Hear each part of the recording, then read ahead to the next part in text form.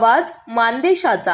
विरकरवाडी येथे विक्रम विरकर यांच्या प्रेरणेतून आणि सारथी सोशल फाउंडेशनचे संस्थापक संचालक संग्राम विरकर यांच्या नेतृत्वाखाली आयोजित बहुउद्देशीय समाज कल्याण उपक्रम उत्साहात संपन्न झाला।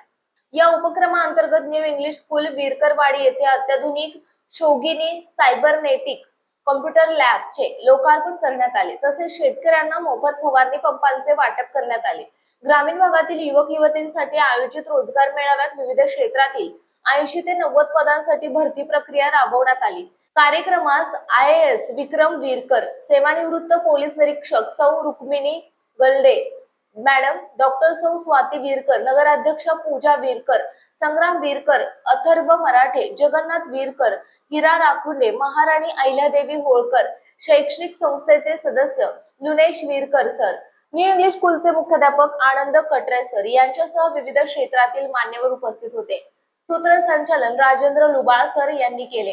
यावेळी बोलताना संग्राम विरकर यांनी विद्यार्थ्यांना आधुनिक शिक्षण आणि रोजगाराच्या संधी उपलब्ध करून देण्यासाठी विविध समाजोपयोगी उपक्रम सातत्याने राबवणार असल्याचं सांगितलं। तर IAS विक्रम विरकर यांनी संगणक तंत्रज्ञान आणि कृत्रिम बुद्धिमत्ता यांचे महत्त्व अधोरेखित करत ग्रामीण विद्यार्थ्यांनी आधुनिक कौशल्य आत्मसात करण्याचे आवाहन केले। शिक्षण, शेती आणि रोजगार या तिन्ही क्षेत्रांना चालना देणारा हा उपक्रम ग्रामीण विकासासाठी प्रेरणादायी ठरला। कुणालाही भेटलं मोठ्या माणसांना कुठलाही विचारलं तर ते होतं ना की सातारा जिल्हा, मग सातारा जिल्ह्यात कुठं मान तालुक्यात विरकरवाडी। मग ज्यांनी विरकरवाडी किंवा मान तालुका बघितला त्यांचं सगळ्यात पहिलं उत्तर प्रश्न असतो की शिकला कसं काय, दुष्काळ आहे एवढा, परिस्थिती नाही तिकडं।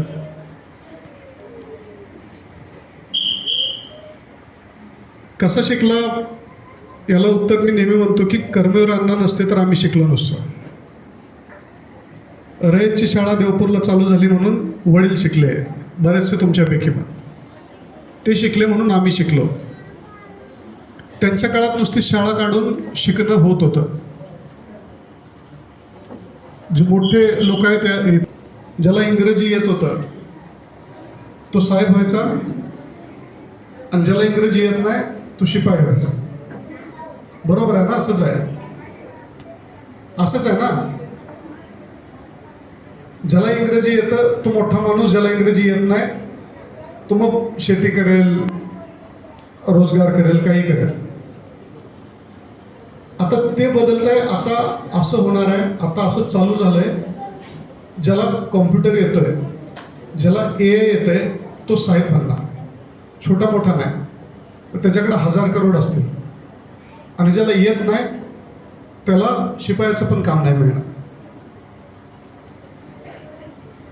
आजच्यापेक्षा वाईट परिस्थिती त्यांची होणार आहे। आणि आतापर्यंत कसं होतं की ज्याला वाचायला लिहायला येत नाही तो अडाणी, ह्याच्या पुढं ज्याला कॉम्प्युटर चालवायला येत नाही, ज्याला प्रोग्रॅमिंग जमत नाही, की कॉम्प्युटर नुसतं चालवायचं नाही, चालू करून त्याच्यावर काहीतरी 2-4 बटन दाबले असं नाही, प्रोग्रॅमिंग ज्याला येत नाही तो अडाणी राहणार। आता ही जी लॅब शोगिनीच्या सहकार्याने जी लॅब चालू झाली ती ह्यासाठी की अडाणी नाही राहायचं, मालक बनायचं ना, साहेब बनायचं। एक पण आपला पोरगा असा नाही झाला पाहिजे की त्याला परिस्थितीमुळं उद्या वाईट दिवस त्याच्यावर आले। इकडं बरेच लोक असतील, असे शेकड्याने लोक असतील जे बुद्धी बरीच होती पण त्यावेळी मार्गदर्शन नव्हतं। मग डेप्युटी कलेक्टर झाला असता, कलेक्टर झाला असता, सायंटिस्ट झाला असता, पण घरात कोणी नव्हतं सांगणार, मार्गदर्शन देणारं कोण नव्हतं, मग टॅलेंट वाया गेलं। शेकड्यानं उदाहरण येतं, तुमच्या आजूबाजूला बघा, दगड मारला तरी असं कोण ना कोण मिळेल ज्याच्याकडे एकदम टॅलेंट होतं, वेगवेगळ्या क्षेत्रातलं असेल। कुणाला क्रिकेट खेळायला भारी जमायचं, कुणाला अभ्यास चांगला जमायचं, कुणाला गणित यायचं, कुणाला विज्ञान यायचं, पण मार्गदर्शन देणारं कोण नव्हतं, सांगणारं कोण नव्हतं आणि आजूबाजूला कोण नव्हतं। आता ती परिस्थिती नाही राहिली। प्रत्येकाच्या हातात मोबाईल आणि मोबाईलवर ते ज्ञान आहे जे अमेरिकेतल्या सगळ्यात भारी शहरातल्या सगळ्यात भारी कॉलेजमध्ये जे सगळं मिळतं शिकायला ते तुमच्या मोबाईलवर पण आहे, ते तुमच्या कॉम्प्युटरवर पण आहे। जे कर्मवीरांनी शाळा रयतची चालू करून देवपूरला केलं होतं तेच आज शोगिनीच्या माध्यमातून खाली झालंय। कॉम्प्युटरची लॅब उघडली. आता पाण्यापर्यंत आपल्या जनावरांना घेऊन जायचं आपल्या हातात असतं. प्यायचं नाही प्यायचं थोडं शिक्षकांच्या हातात, थोडं पोरांच्या हातात आहे आणि बरंचसं त्यांच्या आई वडिलांच्या हातात आहे. एकच प्रश्न स्वतःला नेहमी विचारायचा, आपल्याला नक्की काय बनायचं, आपल्या पोरांना नक्की काय बनवायचं आहे. आपण जे करतोय तिथंच ठेवायचं का पोरं पुढे गेली पाहिजे. आणि आपल्या गावाचा इतिहास आहे, आपल्या तालुक्याचा इतिहास आहे की इथं गरज पडल्यानंतर लोकांनी शेतं विकली पण पोरं शिकवली. एखादा बाप म्हटला की किडनी विकतो पण पोरा तू शिक. खोटं बोलतोय का? थोडं फक्त ध्यान द्यायची गरज आहे. आता कॉम्प्युटर आला, मोबाईल आला, सगळं आलं. आता लक्ष फक्त दिलं पाहिजे की पोरगं शिकतंय की नाही शिकत. आणि ज्या टॅलेंट असणार ते शिकणार, त्याला फक्त बाकीचा त्रास कमी झाला पाहिजे एवढं आपल्या हातात आहे. सारथीच्या माध्यमातून जे काम होत आहे, दादा जे करतोय, दादाचे सगळे मित्र आहेत, आबा आहे आमचा, सगळे बाकीचे आहेत. बरंच मोठं काम घेऊन हे लोक सुरू करत आहेत. माझा रोल यात एकदम कमी आहे.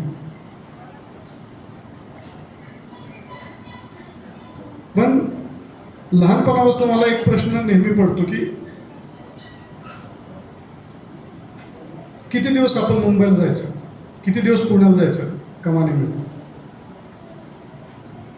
पोरं इथंच राहत आहेत, आईबाप इथंच राहत आहेत, बायको इथंच राहते आणि एक बिचारा माणूस तिकडं खटत बसतोय, त्याला तिकडं काम करायला लागतंय.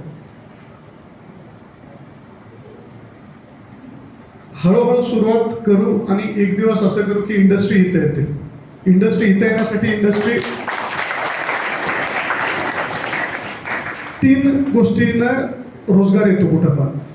एक तर तुमच्याजवळ बेसिक इन्फ्रास्ट्रक्चर लागतं, रोड, लाईट लागते, इलेक्ट्रिसिटी लागते, पाणी असलं पाहिजे वगैरे. दुसरा असतो बाजार असला पाहिजे की जिथं जे बनतं त्याच्या बाजूला विकलं गेलं तर मग तिथं बनतं ते. आणि तिसरी गोष्ट आहे, जिथं टॅलेंट असतं तिकडे इंडस्ट्री जाते. आज शुगिरीच्या माध्यमातून जर 50 पोरं, 10 पोरं, जेवढी पोरं लागली तर 10ला बघून जर 1000 पोरं जर कामाला लागली. इलेक्ट्रॉनिक्सचे जर सगळे, समजा एखादं गाव असतं ना जिकडे की अख्खं गाव असतं, साताऱ्याच्या बाजूला एक मिलिटरी अपशिंगे गाव आहे की अख्ख्या गावात प्रत्येक घरातनं पोरं आर्मीतच जायचे, मिलिटरीत भरती होतात. तिथं असं म्हणलं जातं की त्या गावातला आला आधार कार्डवर नाव बघितलं तरी भरती करून घेतो. जर तेवढी टॅलेंटेड पोरं आपल्याकडे, समजा इलेक्ट्रॉनिक्सचा अभ्यास केलेला, ट्रेनिंग घेतलेली जर तशी पोरं झाली किंवा आणखी काहीतरी झालं, पाणी आपल्याकडं येईल तेव्हा येईल, लाईटची व्यवस्था सुधरेल तेव्हा सुधरेल, आजूबाजूला मोठं मुंबई दिल्ली बनणार नाही. पण टॅलेंट घडवणं आपल्या हातात आहे. जर 1000, 5000, 10000 पोरं जर टॅलेंटवाली जर हितच बनली तर उद्योग आणखी कुठल्या गोष्टीपेक्षा जास्त लवकर ह्यांना येतील. आणि जेव्हा रोजगार गावात येईल तेव्हा गाव सोडून बाहेर कोणाला जायची गरज नाही पडणार.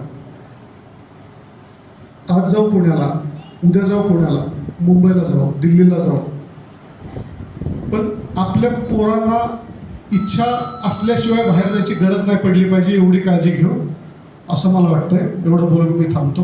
धन्यवाद. मानसोफर न्यूज संपादक बापूसाहेब मिसाळ, वरकुटे, मलवडी. आपल्या जिल्ह्यातील, तालुक्यातील लेटेस्ट बातम्या पाहण्यासाठी आजच मानसोफर न्यूज चॅनलला YouTube वर सबस्क्राईब करा आणि बेल आयकॉन प्रेस करा.